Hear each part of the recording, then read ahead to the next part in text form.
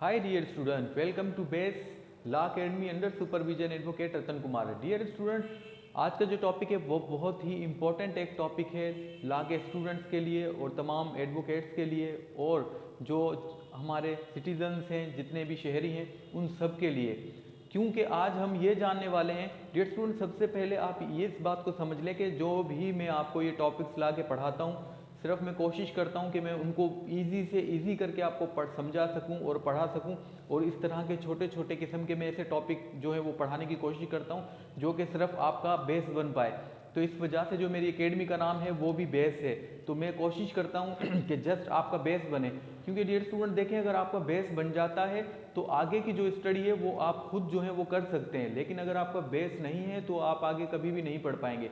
देखें dear student, आपकी PPC हो, कानूनी शहादत हो, या फिर आपका कॉन्स्टिट्यूशन पाकिस्तान हो, ये जितने भी तमाम आपके सब्जेक्ट्स हैं, जो भी सब्जेक्ट्स हैं, अगर आपको उनका बेस मालूम नहीं होगा तो आप वो तमाम के तमाम सब्जेक्ट्स जो हैं वो पढ़ नहीं पाएंगे, आपको वो समझ नहीं आएंगे, क्योंकि आपकी जो है वो बेसिक ही जो है बहुत वीक होगी।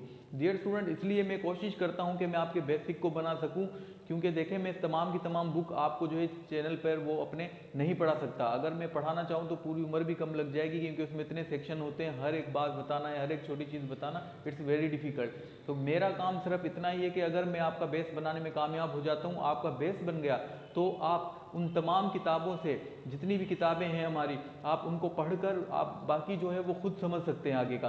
तो डियर स्टूडेंट, होता क्या है कि सिर्फ बेस ना होने की वजह से हमें आगे की चीज़ें जो है वो समझ में नहीं आ रही होती।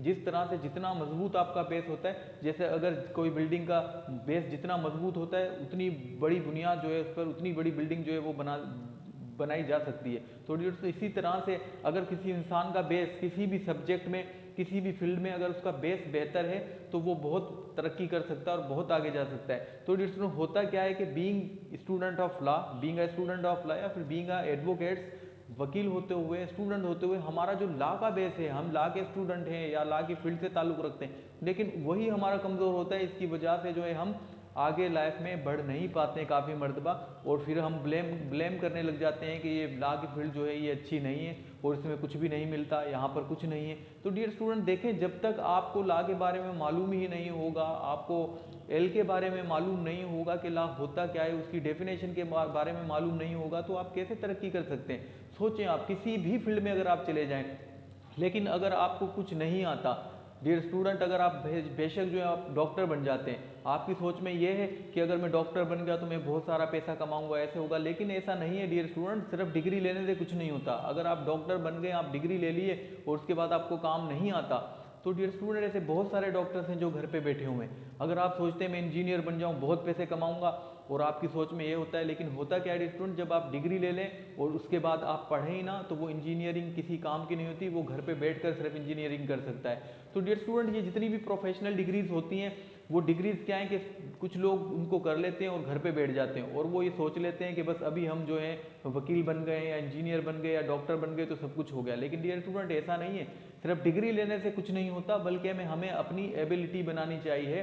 अगर मैं एलएलबी का स्टूडेंट हूँ या मैंने एलएलबी की है, तो कम से कम मुझे लॉ के बारे में तो मालूमात होनी चाहिए ना, उसकी बेसिक्स तो मुझे मालूम होनी चाहिए। देखिए डियर स्टूडेंट, आपकी बेसिक वीक होने की वजह से क्या है कि आप तरक्की नहीं कर पाते, और फिर आप जो है सारा ब्लेम अपनी फील्ड को दे देते हैं, मतलब कि एलएलबी की फील्ड को, कि एलएलबी डिग्री तो फजूल है, वो किसी काम की नहीं है, बहुत सारे वकील ऐसे बाहर घूम रहे हैं, उनके पास जॉब्स नहीं है, उनके पास काम नहीं है। लेकिन डियर स्टूडेंट, ये बिल्कुल गलत कमेंट्स है और ये गलत बात है, क्योंकि डियर स्टूडेंट, जो अगर स्टूडेंट मेहनत करता ही नहीं, जिसको पता ही नहीं कि लॉ क्या है, तो वो डियर स्टूडेंट कैसे आगे जा सकते हैं, आप खुद सोचें। और ये आपकी सब ये झूठ बातें हैं कि एलएलबी करने के बाद हमें पैसा नहीं मिलेगा, हमें रुलना पड़ेगा, और कुछ वकील तो ये भी कहते हैं कि आपकी ज़िंदगी पूरी गुजर जाएगी, आपको कुछ नहीं मिलेगा, जब बूढ़े होते हैं फिर आप कमाते हो, वरना कमा नहीं सकते हो। डियर स्टूडेंट, ये सब की सब बातें जो हैं, ये मैं इन बातों को गलत समझता हूँ, क्योंकि देखिए फील्ड कोई भी हो, आप फील्ड कोई भी, किसी भी फील्ड को ज्वाइन कर लें, जस्ट आप उसमें मेहनत करें, आप उसमें मेहनत करें, और यकीन करें मेरी बात को, उसमें अगर आप मेहनत करेंगे तो आप बहुत आगे उस फील्ड में चले जाएंगे। देखें, अगर हम वकीलों की बात करें तो हमारे पास इतने ऐसे वकील भी हैं जो लाखों रुपए के केसेस उठाते हैं, जो कि डॉक्टर इतना नहीं कमा पाता।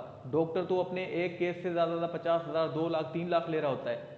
लेकिन क्या है कि हमारा एक वकील जो है सिर्फ वो एक केस लेने के करोड़ रुपए भी ले लेता है, 50 लाख रुपए भी ले लेता है। तो डियर स्टूडेंट देखो, ये एक स्टेज होता है, वहां तक पहुंचने के लिए 50 लाख तक किसी केस में लेने के लिए उतनी मेहनत भी तो चाहिए ना। फिर डियर स्टूडेंट, अब आप डॉक्टर्स को देखते हैं, बस आप इंस्पायर हो जाते हैं कि तो बहुत कमा रहा है। डियर स्टूडेंट, कमाता तो हर कोई है, रोजी हर किसी को मिलती है, लेकिन बात ये होती है कि आपको वहाँ पर क्या करना है, कि आपको वहाँ पर डट कर अपनी मेहनत करनी है। तो जो लोग कहते हैं कि लॉ की फील्ड जो है वो बेहतर नहीं है, लॉ की फील्ड में पैसा नहीं है, तो वो सब के सब झूठ बोलते हैं, सब के सब गलत बोलते हैं। उन्हें सिर्फ ये बताना चाहिए कि लॉ में आप मेहनत करें, लॉ के अंदर सब कुछ है।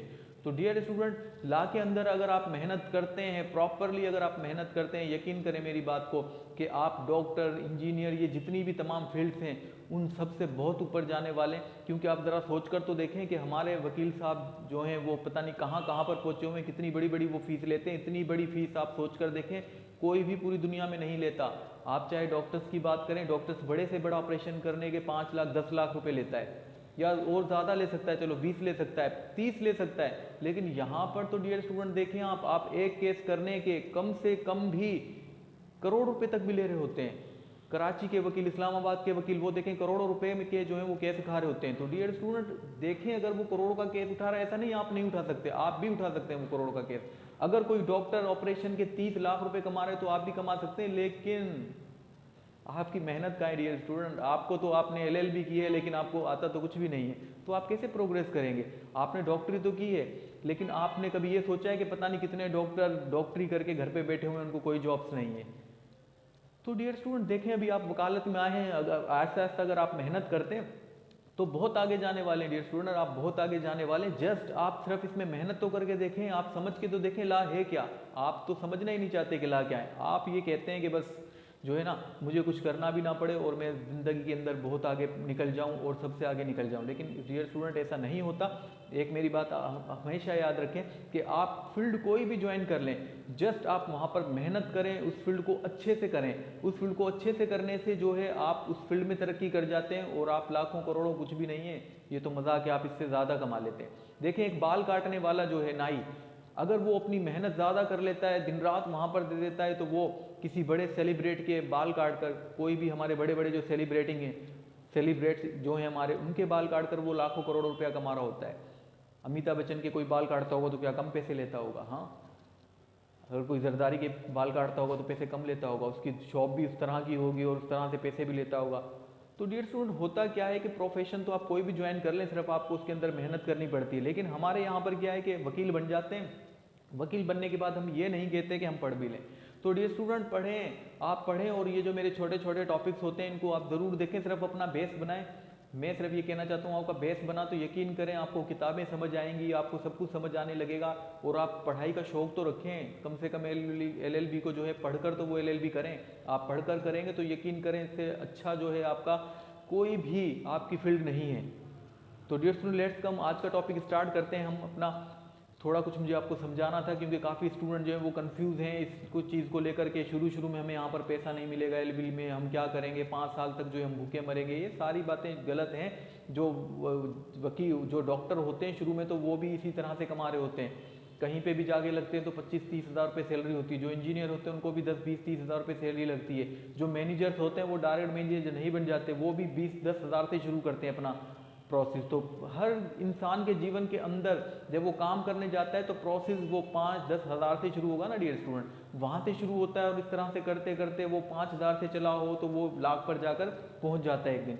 तो इसी तरह से तो ला है ना डियर स्टूडेंट। अभी आप आते हैं पहला दिन, और पहले दिन ही आप आके कहते हैं कि मुझे लाखों के केस मिल जाए। एक डॉक्टर थे, वो डॉक्टर बनाए और वो कहे कि मुझे जो लाखों के जो केस मिले मैं ऑपरेशन करूँ, ऐसा तो नहीं होगा। एक इंजीनियर है, वो आज इंजीनियर बना और वो कहे कि मुझे के करोड़ों रुपए का मुझे प्रोजेक्ट मिल जाए, मैं बड़ी बड़ी बिल्डिंग्स बनाना शुरू कर दूँ, ऐसा तो नहीं है ना। आपका एक्सपीरियंस भी काउंट होता है, और वक्त के साथ साथ अगर आप मेहनत करते रहेंगे तो बिलीव मी, अगर आप मेहनत करते रहेंगे तो इससे अच्छी कोई फील्ड नहीं है लॉ की फील्ड से। पूरी दुनिया के अंदर कोई भी फील्ड नहीं है इससे अच्छी। जितनी रिस्पेक्ट, इज्जत आपको इस फील्ड में मिलती है कहीं नहीं मिलती। लेकिन क्या है कि लोग कहते हैं कि लॉयर्स जो हैं वो शायद झूठे होते हैं, वो झूठ बोलते हैं, लेकिन ऐसा कुछ भी नहीं है डियर स्टूडेंट। ये सिर्फ नाम बदनाम है और कोई ऐसी बात नहीं है। बाकी तो देखें ना आप, करप्शन करने पे तो जो है डॉक्टर्स भी करप्शन कर रहा है, इंजीनियर भी करप्शन कर रहे हैं, सब करप्शन कर रहे हैं, बस हमारा तो नाम खराब है। तो डियर स्टूडेंट, इस नाम को अच्छा करने के लिए आप मेहनत करें और ये दिखाएं कि हम एक अच्छे वकील हैं और हमें सब कुछ आता है और आई एम कॉम्पिटेंट, मतलब मैं कॉम्पिटेंट हूँ, मैं ये कर सकता हूँ। तो डियर स्टूडेंट, कॉम्पिटेंट होने के लिए बेस बनाएं। तो इस वजह से मेरी अकेडमी का नाम भी बेस अकेडमी है। तो इसी वजह से मैं जो बेस आपका पक्का करता रहता हूँ, आज का भी हम बेस पक्का ही करने जा रहे हैं। तो आज के बेस के अंदर हम पढ़ेंगे हाउ इज एफआईआर रजिस्टर्ड और लॉन्च्ड। देखिए एफआईआर जो है, एफआईआर क्या होती है? First information report. जब भी किसी पर्सन को कोई दुख पहुंचता है, कोई तकलीफ पहुंचती है, कोई उससे फ्रॉड कर लेता है, कोई उसे किसी भी तरह की टेंशन पहुंचाता है, तो डियर स्टूडेंट उसके जहन में एक ही बात आती है कि मैं किसको जाकर शिकायत करूं कि मेरे साथ जो इस तरह की प्रॉब्लम पेश आ गई है। तो डियर स्टूडेंट अब होता क्या है कि फिर जब वो ज़्यादा सोचता है तो बस एक ही बात बच जाती है ना कि भाई पुलिस को जाकर शिकायत कर दें, अगर ऐसा हुआ है तो पुलिस जो इस मामले को देख लेगी। तो डियर स्टूडेंट यही तो है कि ये जो शिकायत हमें दर्ज करानी है, इसी को मैं कह रहा हूँ कि एफआईआर, फर्स्ट इंफॉर्मेशन रिपोर्ट। तो डियर स्टूडेंट, अगर आपके साथ कुछ गलत हुआ, अगर किसी पर्सन के साथ कुछ गलत होता है और वो पर्सन अपनी शिकायत कहीं पर दर्ज कराने के लिए जाता है कि मुझे इंसाफ दिया जाए और मेरी शिकायत को दर्ज किया जाए, तो इस शिकायत को दर्ज करने को, आपकी शिकायत के दर्ज करने को हम कहते हैं एफआईआर, फर्स्ट इंफॉर्मेशन रिपोर्ट। तो डियर स्टूडेंट, ये जो फर्स्ट इंफॉर्मेशन रिपोर्ट होती है, ये 3 तरह से हम जो है अपनी शिकायत को जो है वो दर्ज करा सकते हैं। तो डियर स्टूडेंट, पहली जो हमारे पास है वो है पुलिस स्टेशन, कि पुलिस स्टेशन में जो है हम अपनी शिकायत को दर्ज करा सकते हैं। दूसरी जो है हमारा सेशन कोर्ट, वहाँ पर हम अपनी एफआईआर को रजिस्टर करा सकते हैं। और तीसरी है हमारी कोर्ट ऑफ मजिस्ट्रेट। तो डियर स्टूडेंट आए, अब इनको एक एक करके मैं आपको समझाता हूँ बहुत ही बेहतरीन तरीके से, जो कि आपका बेस बन पाए। और मैंने क्या समझाया अभी आपको कि आप सिर्फ अपना बेस बनाएं, आप मत सोचें कि तरक्की कब होगी, कैसे होगी, टाइम लग रहा है, कुछ नहीं। जस्ट आप ये सोचें कि आप जो है मेहनत कर रहे हैं और आप स्टडी करते रहें, इंशाल्लाह सब कुछ आपकी लाइफ में, एक दिन में कुछ नहीं होता डियर स्टूडेंट, एकदम सब कुछ नहीं आता लाइफ में, ये आपकी गलत फहमी है। और ये जो लोग आपको गलत गाइड करते हैं, वो गलत आपको गाइड कर रहे हैं कि डॉक्टर्स बन जाए, इंजीनियर बन जाए, ऐसा कर लो, आप डीमोट हो जाते हैं। आप मोटिवेट रहें, यू आर वकील, आप एडवोकेट हैं, आप सिर्फ मेहनत करें, देखें आप कितना आगे जाते हैं। तो कहाँ पर एफआईआर रजिस्टर होती है? तो डियर स्टूडेंट, हमारे पास 3 दरवाजे हैं एफआईआर रजिस्टर कराने के। 3 दरवाजे जाकर अगर हम खड़काएं तो हम अपनी एफआईआर को, अपनी शिकायत को रजिस्टर करा सकते हैं। सबसे पहला दरवाज़ा हमारा होता है पुलिस स्टेशन। तो डियर स्टूडेंट, अगर हम बात करते हैं हमारे फर्स्ट स्टेप की, यानी कि फर्स्ट स्टेप का मतलब है कि एफआईआर के लिए पहला स्टेप हम कहाँ पर उठा सकते हैं? पहले जाकर हम जो है वो किसे एफआईआर रजिस्टर करा सकते हैं? तो वो है हमारा पुलिस स्टेशन। तो डियर स्टूडेंट, सबसे पहली एफआईआर हमारी पुलिस स्टेशन में जो है वो हम दर्ज करा सकते हैं सेक्शन नंबर 154 सीआरपीसी के तहत। तो डियर स्टूडेंट, जब भी कोई पर्सन को कोई परेशानी, कोई दुख पहुंचता है किसी दूसरे के द्वारा, यानी कि किसी दूसरे पर्सन की वजह से, जरिए, तो वो क्या करता है कि वो पुलिस स्टेशन में जाकर अपनी वो एफआईआर रजिस्टर करा सकता है कि मुझे फलां बंदे ने परेशान किया है, फलां बंदे ने नुकसान पहुंचाया, फलां बंदे ने फ्रॉड किया है, फलां बंदे ने मेरे साथ इस तरह की प्रॉब्लम की है। तो क्या होता है डियर स्टूडेंट, वो वहाँ पर जाकर पुलिस स्टेशन के अंदर अपनी एफआईआर को रजिस्टर करा सकता है। और police is bound to register और launch the FIR under section 154 CrPC के तहत, सेक्शन नंबर 154 के तहत उसे हमारी एफआईआर रजिस्टर करनी है। अच्छा डियर स्टूडेंट, एफआईआर जो रजिस्टर जो की जाती है, वो हमारे एफआईआर रजिस्टर करने के 2 तरीके होते हैं। पहला तरीका डियर स्टूडेंट ये होता है कि एफआईआर रजिस्टर हम रिटन भी कर सकते हैं और ओरल भी कर सकते हैं। मतलब मैं अगर वहाँ पर जाता हूँ और उसे ओरल सब बताता हूँ, तो वो पुलिस वाला, कोई एक रैंक ऑफिसर, वो सब उसको लिखता जाएगा और लिखने के बाद वो फिर उस पर मेरे साइन ले लेगा। लेकिन एक एफआईआर ये भी कि रिटन में क्या है कि मैंने पहले ही सारा कुछ लिख दिया इस तरह से और मैं वहाँ पर जमा करा देता हूँ, तो ये एफआईआर मेरी रिटन भी हो सकती है और मेरी एफआईआर ये ओरल भी हो सकती है। तो डियर स्टूडेंट, पहला हमारा स्टेप क्या होता है एफआईआर कटवाने के लिए? कि पहला स्टेप है हमारा पुलिस, यानी कि पुलिस के पास जाकर हम अपनी एफआईआर को रजिस्टर करा सकते हैं।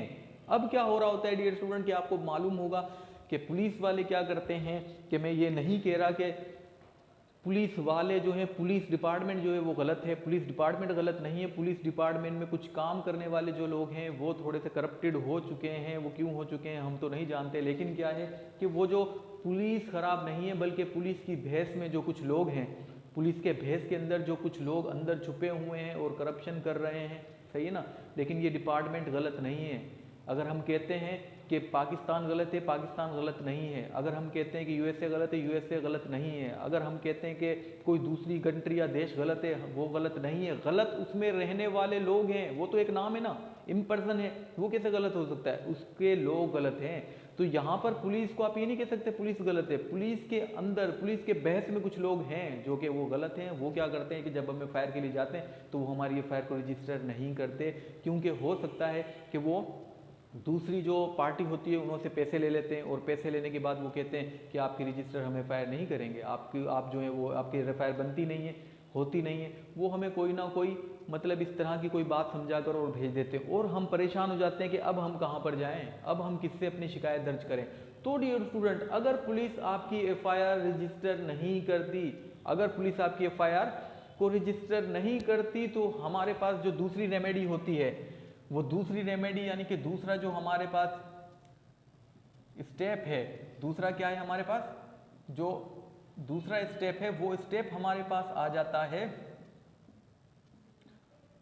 Session code. तो दूसरा स्टेप क्या है हमारा, सेशन कोड। डियर स्टूडेंट, अब इसको भी समझना लाजमी है कि ये 6.1 क्या होता है, 6.2 क्या होता है और 6.3 क्या होता है, जो कि लग करके आता है 22A या फिर 22B के साथ। तो डियर स्टूडेंट, इसको भी मैं आपको समझा देता हूँ, लेकिन सबसे पहले मैंने आपको क्या बताया कि हम पुलिस के पास गए, पुलिस ने हमारी एफआईआर को दर्ज नहीं किया, लॉन्च नहीं किया। तो अब मेरा दूसरा स्टेप क्या होगा डियर स्टूडेंट, कि दूसरा स्टेप मेरा ये होगा कि अब मैं दूसरे स्टेप, पुलिस ने अगर मेरी एफआईआर नहीं काटती तो मैं जा सकता हूँ सीआरपीसी के सेक्शन 22A 22B, जिसके अंदर एक जो है हमारे सेशन जज को अख्तियार होता है कि वो हमारी फरियाद सुनकर, हमारी एफआईआर सुनकर, हमारा केस को सुनकर वो डायरेक्शन दे सकता है एसएचओ को कि हमारी एफआईआर काटी जाए। तो डियर स्टूडेंट देखिए, अगर हमारी बात पुलिस नहीं मानती, लेकिन कोर्ट की बात तो माननी पड़ेगी ना, क्योंकि वो सुपीरियर है कोर्ट पुलिस के ऊपर। तो फिर क्या होता है कि डियर स्टूडेंट, अगर ये यहाँ पर एफआईआर नहीं कटती तो हम क्या करते हैं कि हम सेशन कोर्ट में मूव कर जाते हैं, और सेशन कोर्ट में ये याद रखें डियर स्टूडेंट कि हम 22A 6.1 के अंदर क्या है कि हमारी एफआईआर को रजिस्टर किया जाता है। अगर मुझे एफआईआर रजिस्टर करानी है तो मैं 22AB 6.1 के अंदर जो है अप्लाई कर दूंगा, और जज को कहूंगा कि जज साहब मुझे एफआईआर जो है रजिस्टर करानी है, एसएचओ रजिस्टर नहीं कर रहा है एफआईआर। तो उसके लिए एक प्रोसेस होता है।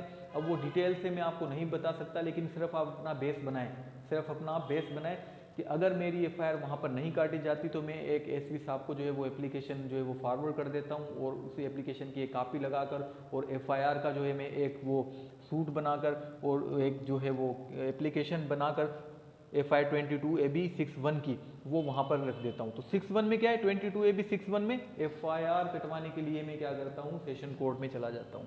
और डियर स्टूडेंट, अगर हम यहाँ पर बात करें 22AB 6.2 की, तो यहाँ पर जो है चेंज आईओ को जो है ना चेंज करा सकते हैं हम। जैसे कि अगर मेरा कोई केस है, उसकी इन्वेस्टिगेशन के अंदर अगर कोई ऑफिसर जो है वो सही इन्वेस्टिगेशन नहीं कर रहा, तो मैं क्या करता हूँ कि 22AB के अंदर जाकर 6.3 में चेंज करा सकता हूँ आईओ को, कि आईओ जो है हमारा इन्वेस्टिगेशन ऑफिसर, उसको जो है वो चेंज कर दिया जाए। और हमारी जो 6.3 है 6.3 में क्या होता है डियर स्टूडेंट कि 22AB 6.3 के अंदर हमारी होती है हरासमेंट। क्या होती है, हरासमेंट डियर स्टूडेंट। तो हरासमेंट अगर हो जाए, हरासमेंट का मतलब ये होता है कि ये भी डियर स्टूडेंट आप याद रख लेना कि कोई अगर इंडिविजुअल, कोई प्राइवेट पर्सन अगर किसी को कोई तकलीफ पहुंचाता है तो वहाँ पर हरासमेंट की हम पिटीशन दाखिल नहीं कर सकते 22AB के अंदर। जस्ट हम अगर पुलिस, कौन डियर स्टूडेंट, सिर्फ अगर पुलिस किसी इंसान को हरास करती है, घर पर जाकर बार बार तंग करती है, या फिर उससे पैसे लेती है, या इस तरह की कोई भी एक्टिविटीज़, इलीगल एक्टिविटीज़ अगर किसी इंसान के साथ करती है, तो वहाँ पर क्या होता है डियर स्टूडेंट, वहाँ पर हम 22AB 6.3 के तहत जो है वहाँ पर एप्लीकेशन एक डाल देते हैं, और हम जाकर कहते हैं कि सर जी, सेशन कोर्ट को कहते हैं कि हमें जो है हरास किया जा रहा है, we are being harassed by the police. तो पुलिस जो है हमें हरास कर रही है और हमें हरास किया जा रहा है। कौन कर रहा है? पुलिस कर रही है। तो पुलिस आप डायरेक्शन दें, पुलिस को एक ऑर्डर पास करें कि वो हमें परेशान ना करे। तो डियर स्टूडेंट, ये हो जाती है हमारी 22AB63। तो आपको इजीली समझ आ चुका होगा कि हम सेशन कोड के अंदर अगर हमारी पुलिस FIR नहीं काटती तो 22AB61 के तहत जो है मैं FIR दर्ज करा सकता हूँ। और डियर स्टूडेंट, लास्ट में जो हमारी रेमेडी आ जाती है, जिसको मैं आपको कहता हूँ कि थर्ड स्टेप, यानी कि तीसरा स्टेप, वो है हमारा court of magistrate, code of magistrate या मजिस्ट्रेट कोड। तो अब डियर स्टूडेंट क्या है कि मजिस्ट्रेट की कोड में section number 200 CRPC, section number 200 CRPC के तहत हम जो है वो एक FIR वहाँ पर एक कंप्लेंट फाइल कर सकते हैं। तो डियर स्टूडेंट, अब मैं थोड़ा सा आपको समझा देता हूँ। पुलिस के पास हम गए, उसने हमारी FIR नहीं काटी, जबकि उनको काटनी चाहिए थी सेक्शन नंबर 154 CRPC के तहत। तो क्या हुआ, जब यहाँ से नहीं कटी FIR तो मैं स्टेप 2 के अंदर गया और मैंने सेशन कोर्ट में जाकर जो है एक एप्लीकेशन दर्ज की और वहाँ पर मैंने 22AB61 की एप्लीकेशन वहाँ पर डाली और उसमें मैंने कहा कि मेरी FIR जो है वो SHO नहीं काट रहा, तो प्लीज़ आप उसे डायरेक्शन दें, कोर्ट को कहा। और कोर्ट ने क्या किया, वहाँ पर डायरेक्शन दी और SHO ने FIR काट ली। लेकिन डियर स्टूडेंट, यहाँ पर क्या होता है कि मजिस्ट्रेट कोर्ट यहाँ पर 200 सेक्शन में एक तीसरी हमारे पास रेमेडी आ जाती है सेक्शन 200 के अंदर कि डायरेक्ट कंप्लेन।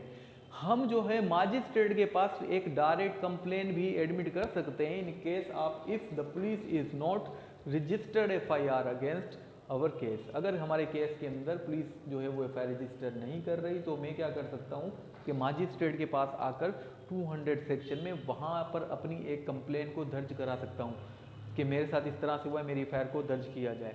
तो 200 सेक्शन में आप डायरेक्ट कंप्लेन एक दर्ज करा देते हैं और वो डायरेक्ट कंप्लेन बिल्कुल इसी तरह से होती है जिस तरह के हम FIR कटवाते हैं। तो वहाँ पर भी जो है हमें विटनेस चाहिए होते हैं और जो है FIR जो दर्ज कराता है वो कंप्लेनेंट इस तरह का कोई चाहिए होता है। तो इसी तरह से यहाँ पर भी हमें मजिस्ट्रेट की कोर्ट में हमें केस बनाते हैं कंप्लेनेंट के नाम से और जो भी उसके साथ हुआ होता है वो सारा का सारा वहाँ पर लिखकर और उसको हम एक केस की सूरत में हम एडमिट करा देते हैं मजिस्ट्रेट की कोर्ट के अंदर CRPC 200 सेक्शन में कि सर हमारे साथ इस तरह से हुआ है लेकिन पुलिस हमारी FIR को नहीं काट रही, तो मेहरबानी करके आप इस FIR को आप इस FIR को जो है वो आप कोर्ट के ज़रिए से FIR को देखें। तो क्या होता है कि मजिस्ट्रेट जो है वो उसके बाद उस केस को चलाता है और चलाने के बाद गवाही होती है, जो भी प्रोसेस है सारा वो कंप्लीट होता है। एक प्रिलिमिनरी इंक्वायरी भी की जाती है जज की तरफ से। जब वो सारी हो जाती हैं तो विटनेस को जो है वो एक आपका वारंट निकल आते हैं और उनको बुलाकर वहाँ पर पूछा जाता है। अगर वो वाकई ही गुनाहगार हैं उन्हें सज़ा हो जाती है, अगर गुनहगार नहीं है तो उन्हें छोड़ दिया जाता है। तो ये सब एक प्रोसेस, मतलब अगर आपकी FIR नहीं काटी गई कहाँ पर पुलिस ने, तो पुलिस फिर आपका दूसरा जो है वो सेशन कोर्ट के अंदर आ जाते हैं और सेशन कोर्ट भी एक रेमेडी और तीसरी रेमेडी आपके पास मजिस्ट्रेट की कोर्ट भी होती है 200 सेक्शन। लेकिन डियर स्टूडेंट, एक बात याद रखें कि अगर आपकी जो FIR है वो आपकी नॉन कॉग्निजेबल ऑफेंस में, एक होता है कॉग्निजेबल ऑफेंस और एक होता है नॉन कॉग्निजेबल ऑफेंस। यानी कि कॉग्निजेबल ऑफेंस ऐसे सीरियस ऑफेंसेस होते हैं कुछ जिनके अंदर पुलिस FIR काट सकती है, लेकिन एक नॉन सीरियस ऑफेंस होते हैं यानी कि वो इतने ज़्यादा ऑफेंस नहीं है कि जिसके अंदर जो इनकी FIR काटी जाती है, तो पुलिस अक्सर ऐसी FIR काटती नहीं है। तो नॉन कॉग्निजेबल की FIR आप जो है वो 200 सेक्शन के अंदर जो है वो कर सकते हैं मजिस्ट्रेट के पास दाखिल कि नॉन कॉग्निजेबल ऑफेंस है, एक छोटा सा कोई ऑफेंस है जिसके अंदर पुलिस को इख्तियार नहीं कि वो इसकी FIR काटे, वो उसकी NC काट लेती है, एक कच्ची रिपोर्ट बाकी उसकी FIR नहीं बनाती। तो उसके अंदर क्या है कि एक नॉन सीरियस ऑफेंस यानी कि नॉन कॉग्निजेबल ऑफेंस की आप FIR भी दर्ज करा सकते हैं। वो कहाँ पर? मजिस्ट्रेट की कोर्ट सेक्शन नंबर 200 में। तो डियर स्टूडेंट, ये था हमारा आज का लेक्चर जो कि मैंने आपको बताया कि जो है हाउ इज़ FIR रजिस्टर और लॉज्ड। एक मैं छोटे छोटे से इस तरह के टॉपिक बनाता हूँ कि आपको जो है वो थोड़ा सा आपका बेस बन पाए। तो डियर स्टूडेंट, आज का हमारा टॉपिक आपको कैसा लगा ये बिल्कुल हमें जो है कमेंट्स में लिखकर बताएं। और अगर आपको लग रहा है कि आप कुछ सीख रहे हैं मेरे चैनल से तो प्लीज़ मेरे चैनल को सब्सक्राइब भी करें, लाइक करें और बेल का आइकॉन प्रेस करें जो कि मेरी हर वीडियो आप तक पहुँच पाए। Thank you very much dear student.